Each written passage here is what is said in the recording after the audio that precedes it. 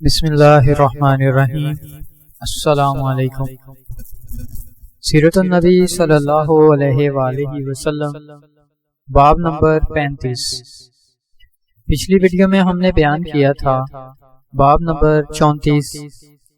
اب آغاز ہے باب نمبر 35 سے، جس کا عنوان ہے مشرکین کی گستاخیاں کیا تھی۔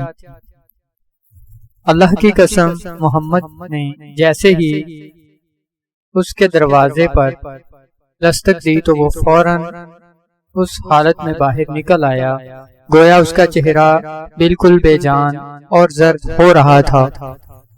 محمد نے اس سے کہا کہ اس کا حق ادا کر دو۔ وہ بولا بہت اچھا۔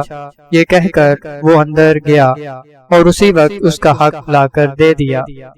قریشی سردار یہ سارا واقعہ سن کر بہت حیران ہوئے۔ اب انہوں نے ابو جہل سے کہا، تمہیں شرم نہیں آتی جو حرکت تم نے کی؟ ایسی تو ہم نے کبھی نہیں دیکھی۔ جواب میں اس نے کہا، تمہیں کیا پتا؟ جو ہی محمد نے میرے دروازے پر دستک دی اور میں نے ان کی آواز سنی تو میرا دل خوف اور دہشت سے بھر گیا۔ پھر میں باہر آیا تو میں نے دیکھا کہ ایک بہت قدآور اونٹ میرے سر پر کھڑا ہے۔ میں نے آج تک اتنا بڑا اونٹ کبھی نہیں دیکھا تھا۔ اگر میں ان کی بات ماننے سے انکار کر دیتا تو وہ اونٹ مجھے کھا لیتا۔ کچھ مشرک ایسے بھی تھے جو مستقل طور پر آپ کا مذاق اڑایا کرتے تھے۔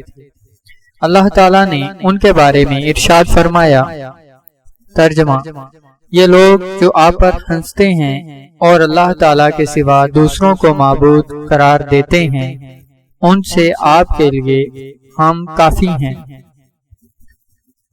ان مذاق اڑانے والوں میں ابو جہل، ابو لہب، عقبہ بن ابی معیط، حکم بن عاص بن امیہ جو حضرت عثمان غنی رضی اللہ تعالیٰ عنہ کا چچا تھا، اور عاص بن وائل شامل تھے۔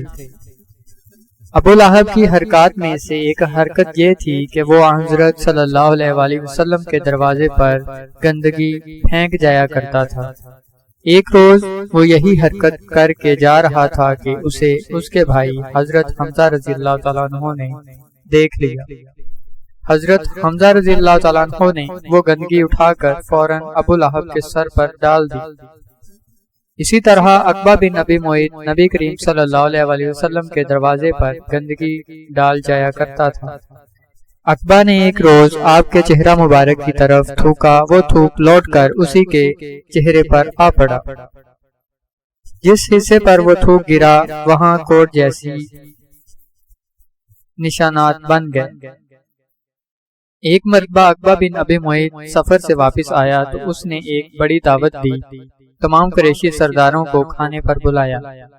اس موقع پر اس نے حضرت صلی اللہ علیہ وآلہ وسلم کو بھی بلایا، مگر جب کھانا مہمانوں کے سامنے چنا گیا تو آپ صلی اللہ علیہ وآلہ وسلم نے کھانے سے انکار کر دیا اور فرمایا، میں اس وقت تک تمہارا کھانا نہیں کھاؤں گا جب تک کہ تم یہ نہ کہو اللہ کے سوا کوئی عبادت کے لائق نہیں۔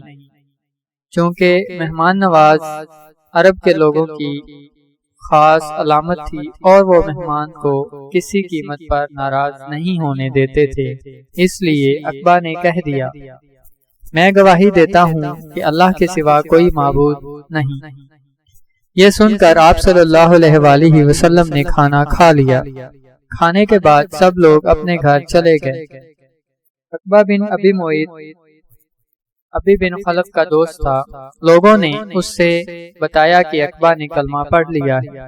ابی بن خلف اس کے پاس آیا اور بولا، عقبہ کیا تم بے دین ہو گئے ہو؟ جواب میں اس نے کہا، خدا کی قسم میں بے دین نہیں ہوا، یعنی مسلمان نہیں ہوا ہوں۔ اگر آپ کو ہماری یہ ویڈیو پسند آئی ہے تو اس کو لائک کریں، شیئر کریں اور کمنٹ میں اپنی رائے کا اظہار ضرور کریں، اور اگر اسی طرح کی ویڈیوز آپ مزید دیکھنا چاہتے ہیں تو ہمارے چینل کو سبسکرائب ضرور کریں۔